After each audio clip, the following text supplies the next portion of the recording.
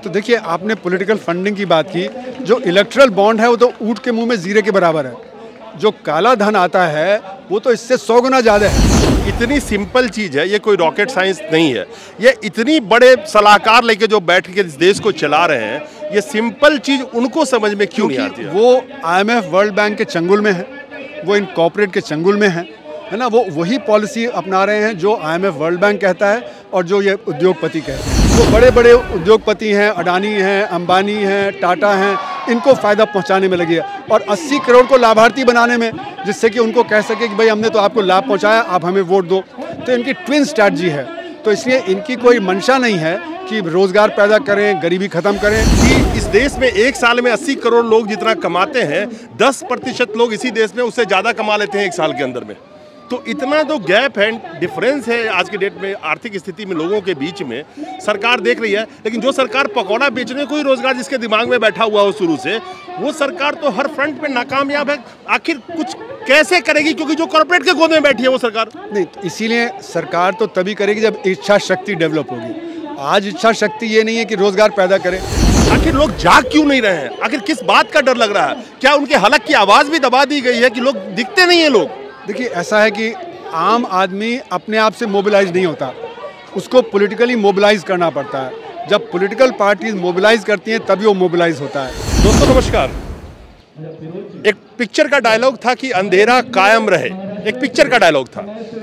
मौजूदा वक्त में लगता है मौजूदा सरकार का भी एक डायलॉग है कि बेरोजगारी कायम रहे, क्योंकि बेरोजगारी अगर कायम रहेगी तो इस देश में जो कॉर्पोरेट ने जो लूट मचा रखा है वो लूट भी कायम रहेगा। और खास करके हम लेबर की एक्सप्लॉयटेशन की बात करें तो, और खास करके असंगठित क्षेत्र के जो लेबर होते हैं उनकी अगर मैं एक्सप्लॉयटेशन की बात करूं तो वो बहुत बड़े पैमाने पे बढ़ चुका है। और इस देश में बेरोजगारी का वो आलम पैदा किया जा रहा है कि एक वक्त इस देश में ऐसा ना हो जाए कि लोग बोले कि 2 वक्त का खाना ही दे दो, मैं काम करने को तैयार हूँ।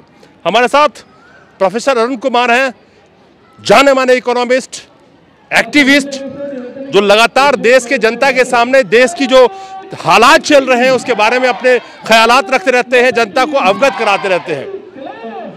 भारत वो देश है विश्व में जो जनसंख्या के लिहाज से तो लगभग टॉप पे पहुंच चुका है, चाइना से आगे, लेकिन भारत ही वही देश है जिस देश में सरकारी नौकरी सबसे कम है वर्ल्ड के अंदर में। महज 1.5 से 2% लोग सरकारी नौकरी करते हैं। वही हम यूएस और यूरोपियन कंट्रीज की बात करें जहां पे औसत 10 से 15% लोग सरकारी नौकरी कर रहे होते हैं। लेकिन उस 1.5 से 2% लोग जो सरकारी नौकरी करते हैं वो भी आपको रोड पे नजर आएंगे, क्योंकि पेंशन का मुद्दा, उनके जॉब का, अभी आज की डेट में सिक्योरिटी नहीं, कई मसले मुद्दे हैं। खैर, हमारे साथ डॉक्टर साहब हैं, अरुण कुमार अर्थशास्त्री जी हैं, और जो हमसे ज़्यादा आंकड़ा जानते हैं। आपका एक मुहिम में आप आए हुए हैं, एक वोट एक रोजगार। इस देश में हम वोटरों की संख्या की बात करें तो 95 करोड़ से ज़्यादा वोटर्स हैं आज के वक्त में। डॉक्टर अरुण साहब, मैं तो सबसे पहले ये जानना चाहूँगा कि इस देश में जो सरकारी नौकरियां हैं, सेंट्रल गवर्नमेंट की बात करें तो 10 लाख के करीब पद खाली पड़े हैं। जब सरकार उसको नहीं भर पा रही है तो आप जिस मुहिम को चला रहे हैं, एक वोट एक रोजगार, सरकार कहां से दे पाएगी? 2 करोड़ नौकरी का वादा करके आई थी, आज के डेट पे तो चर्चा ही खत्म है रोजगार का। देखिए, हम लोग ये नहीं कह रहे कि सरकार सबको नौकरी देगी। हम लोग क्या कह रहे हैं कि ऐसी नीतियां बनेंगी जिससे कि सबको रोजगार मिलेगा। अभी भी जैसे आपने कहा कि इस समय करीब 95 करोड़ लोग हैं जो 15 से 64 साल की उम्र के हैं, जिनको काम चाहिए, जो काम करना चाहते हैं, और उसमें से सिर्फ 45 करोड़ लोगों को काम मिल रहा है। तो इसका मतलब कि हर परिवार में एक व्यक्ति कमा रहा है और वो 3 आदमी के लिए कमा रहा है। तो इसलिए घर में गरीबी बढ़ जाती है। जिस दिन घर में 2 लोग काम करने लगेंगे तो खुशहाली बढ़ जाएगी, जब 3 लोग काम करने लगेंगे तो खुशहाली और बढ़ जाएगी। तो इसीलिए हम कह रहे हैं कि जो 95 करोड़ हैं वो सरकारी नौकरी के लिए नहीं, वो इस तरह की जो चीज़ को करें सरकार जिससे कि रोज़गार पैदा हो, है ना। जैसे कि कृषि में आज हमारे जो 95 करोड़ हैं उसमें से 46% लोग हैं वो कृषि में हैं, और 48% हैं जो असंगठित क्षेत्र में कृषि के बाहर हैं। तो ये जो लोग हैं इनके लिए हमें रोज़गार पैदा करना है, यानी कि 80 करोड़ लोग हैं करीब जिनके लिए आज रोज़गार पैदा करने की ज़रूरत है। तो कहाँ पे होगा? कृषि में होगा, वो जो हमारा माइक्रो सेक्टर, जो सूक्ष्म सेक्टर है उसमें होगा। अगर आप माइक्रो सेक्टर देखें तो MSME का जो 97% जो रोज़गार है वो माइक्रो सेक्टर में है। तो जब आप वहाँ पे रोज़गार पैदा करेंगे, जब आप कृषि में रोज़गार जब ज़्यादा पैदा करेंगे, तभी जाके इसका समाधान निकलेगा। सर लेकिन तो उसके लिए रोकना चाहूँगा कि एक्सप्लॉयटेशन भी तो बहुत, देखिए जिस तरह से बेरोजगारी है, आप देखिए 97% लोग जो है वो प्राइवेट ही नौकरी करते हैं, चाहे जिस जगह पे कर रहे हो। सवाल ये है कि बेरोजगारी का आलम यह है कि न्यूनतम मजदूरी तक लोगों को नहीं मिल पाता है। आप तो खैर आंकड़ा के जनक हैं, मैं छोटा सा आंकड़ा आपके सामने पेश करता हूँ कि इस देश में एक साल में 80 करोड़ लोग जितना कमाते हैं, 10% लोग इसी देश में उससे ज़्यादा कमा लेते हैं एक साल के अंदर में। तो इतना तो गैप है, डिफरेंस है आज के डेट में आर्थिक स्थिति में लोगों के बीच में, सरकार देख रही है। लेकिन जो सरकार पकौड़ा बेचने को ही रोजगार जिसके दिमाग में बैठा हुआ हो शुरू से, वो सरकार तो हर फ्रंट पे नाकामयाब है। आखिर कुछ कैसे करेगी, क्योंकि जो कॉर्पोरेट के गोद में बैठी है वो सरकार नहीं। तो इसीलिए सरकार तो तभी करेगी जब इच्छा शक्ति डेवलप होगी। आज इच्छा शक्ति ये नहीं है कि रोजगार पैदा करें, वो तो इच्छा शक्ति है कि हमारे जो कॉर्पोरेट जो हैं, क्रोनी कैपिटलिस्ट हैं, उनको हम आगे कैसे बेनिफिट पहुंचाएं। तो जो सरकार है वो पॉलिटिकल प्रेशर में ही बदलेगी। सरकार की जो नीतियां हैं वो पॉलिटिकल प्रेशर से ही बदलेंगी। तो पॉलिटिकल प्रेशर नहीं होगा तो ये नीतियां इसी तरह से चलती रहेंगी। हम लोग तो कैंपेन कर रहे हैं सन 1980 से कि जो सबको रोज़गार मिलना चाहिए, लेकिन आज से तब से 1980 के बाद से और बिगड़ गई है। तो क्यों बिगड़ रही है? क्योंकि जो नीतियाँ सही नीतियाँ होनी चाहिए वो सही नीतियाँ सरकार अपनाती नहीं है।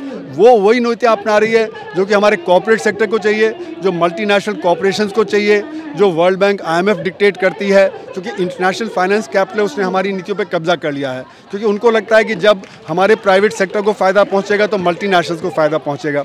तो इसीलिए जो हमारी नीतियाँ हैं वो प्योर जो उनके हाथ में है, जो लोग ये चाहते हैं कि उनको बेनिफिट मिले। तो ये जो पॉलिटिकल चेंज है, इसी के लिए ये कैंपेन है। क्योंकि जब जो वर्कर है, जब किसान है और जब यूथ है, ये लोग जो देश के 94% लोग हैं, जब ये मोबिलाइज हो जाएंगे तो सरकार फिर ये नहीं कर सकती जो आज कर रही है, तब उसको नीतियाँ बदलनी पड़ेगी। और जैसे मैंने कहा कि कृषि में क्या कर सकते हैं हम। कृषि में अगर आप देखें तो अगर सब जो किसानों को MSP मिले सारी क्रॉप्स के लिए तो उनकी आमदनी बढ़ जाएगी। जब उनकी आमदनी बढ़ेगी तो वो खाना पीना जो ठीक से खा पाएंगे।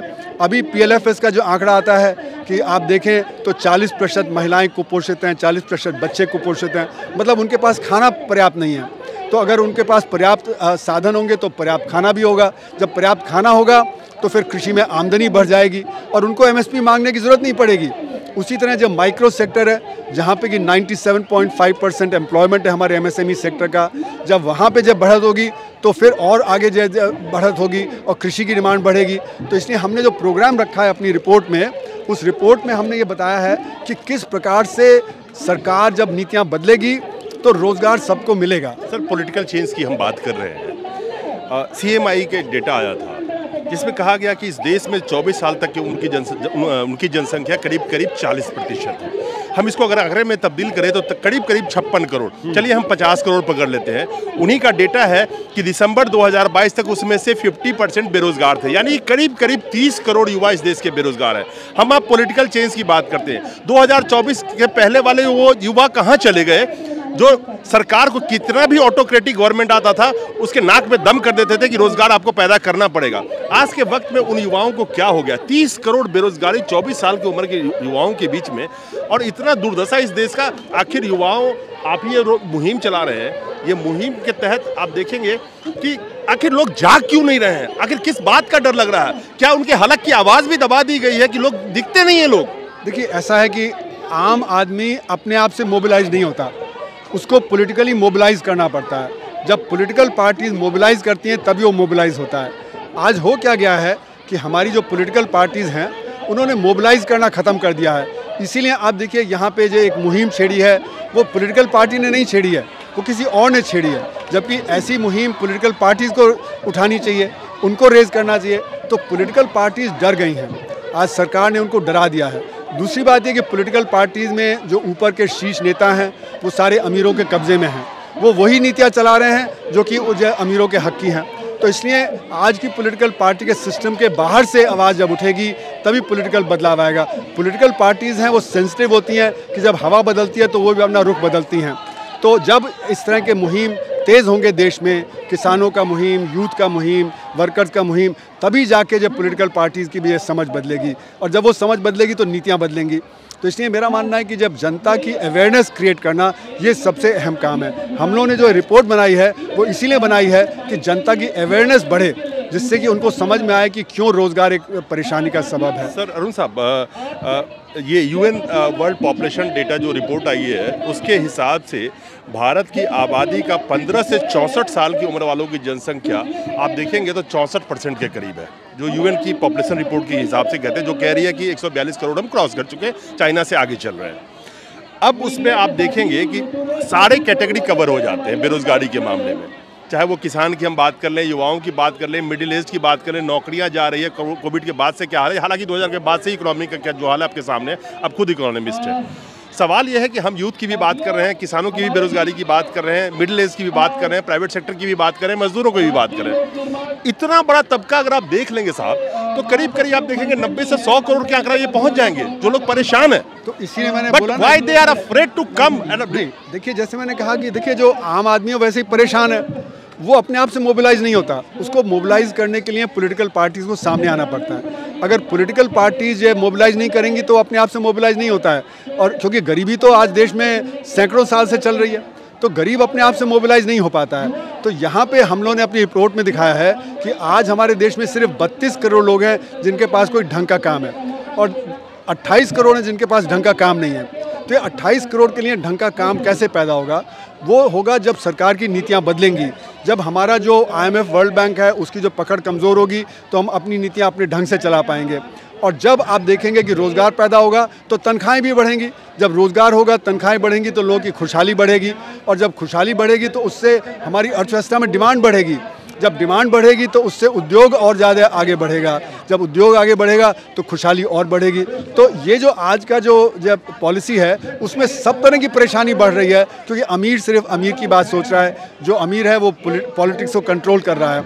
ये अमीर के चंगुल से और IMF वर्ल्ड बैंक के चंगुल से जब हम अपनी नीतियों को आज़ाद करेंगे तभी जाके समाधान निकलेगा। मजदूरों की अगर खुशहाली बढ़ाएगी ये सरकार तो कॉर्पोरेट का खुशहाली खत्म हो जाएगा, जो नज़र आ रहा है उनके हिसाब से भी देख रहा हूँ। नहीं, तो वो एक कुएं में मेढक जैसी बात है, क्योंकि जब गरीब के हाथ में पैसा आएगा तो वो ज़्यादा से ज़्यादा और टीवी खरीदेगा, मोबाइल फ़ोन खरीदेगा, कटोरी खरीदेगा, सब चीज़ों की डिमांड बढ़ेगी।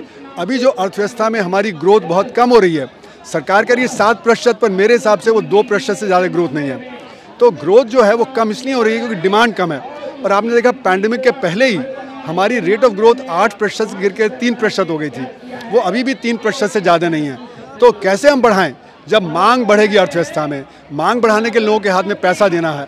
तो जैसे कि मैंने बताया कि हेनरी फोर्ड ने जब मास प्रोड्यूस किया फोर्ड मॉडल टी को, तो उन्होंने कहा ये कौन खरीदेगा, जब तक मेरा वर्कर नहीं खरीदेगा तो मैं मास प्रोड्यूस करके क्या करूंगा। की बात थी, वो समझते थे कि अफोर्ड कर सके हर कॉमन आदमी। ये हर उद्योगपति के लिए लागू होती है, क्योंकि हर उद्योगपति को डिमांड चाहिए, जब डिमांड होगी तो उत्पादन बढ़ेगा, अगर डिमांड नहीं होगी तो उत्पादन नहीं बढ़ेगा। ये आपने जो कहा इतनी सिंपल चीज़ है, ये कोई रॉकेट साइंस नहीं है, ये इतनी बड़े सलाहकार लेके जो बैठ के इस देश को चला रहे हैं, ये सिंपल चीज़ उनको समझ में क्यों नहीं आती है? वो IMF वर्ल्ड बैंक के चंगुल में है, वो इन कॉर्पोरेट के चंगुल में है ना, वो वही पॉलिसी अपना रहे हैं जो IMF वर्ल्ड बैंक कहता है और जो ये उद्योगपति कहते हैं।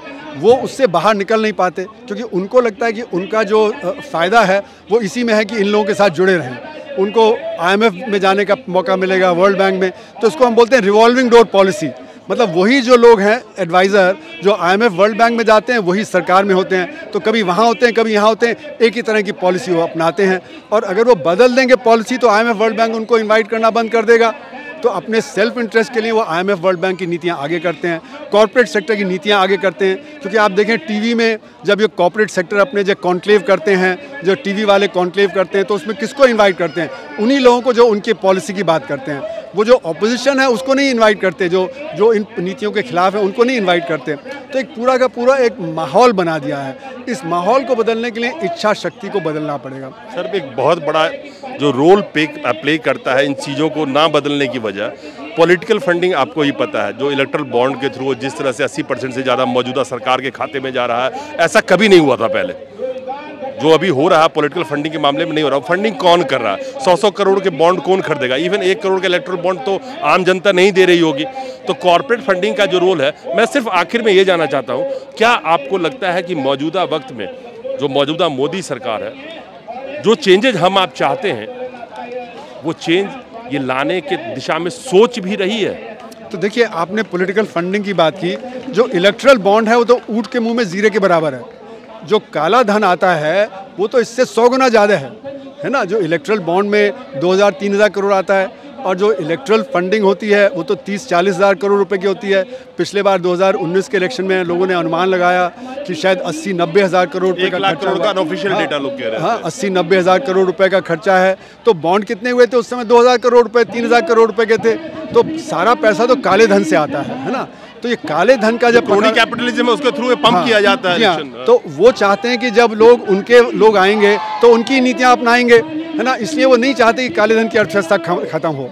तो इसलिए जो आज जो सरकार है वो भी क्रोनी कैपिटलिस्ट को जब फायदा पहुंचा रही है, वो बड़े बड़े उद्योगपति हैं, अडानी हैं, अंबानी हैं, टाटा हैं, इनको फ़ायदा पहुंचाने में लगी है, और 80 करोड़ को लाभार्थी बनाने में, जिससे कि उनको कह सके कि भाई हमने तो आपको लाभ पहुंचाया, आप हमें वोट दो। तो इनकी ट्विन स्ट्रैटेजी है। तो इसलिए इनकी कोई मंशा नहीं है कि रोज़गार पैदा करें, गरीबी ख़त्म करें। ये तो सिर्फ गरीबी का फ़ायदा उठा के वोट लेते हैं। चलिए, हमारे साथ प्रोफेसर अरुण कुमार जी हैं, और इनसे तो दिन भर बात करता रहूँगा, तो डेटा पे मेरे से ये बात करते रहेंगे। बहुत सारी चीज़ें हैं कि एक बार में कवर तो नहीं किया जा सकता, लेकिन मैं कोशिश करूँगा सर से मुलाकात होती रहे और इन चीज़ों को कवर करके जनता के बीच में लाया जा सके, क्योंकि आज के वक्त में एक ही टूल बचा है जो जनता की बात करती है, वो है सोशल मीडिया। तो ये रिपोर्ट आप देखिएगा, इस रिपोर्ट में हम लोगों ने काफ़ी कुछ इस सब के बारे में चर्चा किया है। जरूर हम इस रिपोर्ट को वो करेंगे। एंड क्या सरकार जागेगी, या जागती सिर्फ चुनाव से 6 महीने पहले है, उसमें भी वादे कर करके और जनता से वोट लेके कुर्सी पाने में कामयाब जब हो जाती है फिर सो जाती है? बहुत सारे मुद्दे पे आपसे मैं बात करता रहूंगा सर। बहुत बहुत शुक्रिया हमसे बातचीत करने के लिए, बहुत बहुत शुक्रिया, धन्यवाद।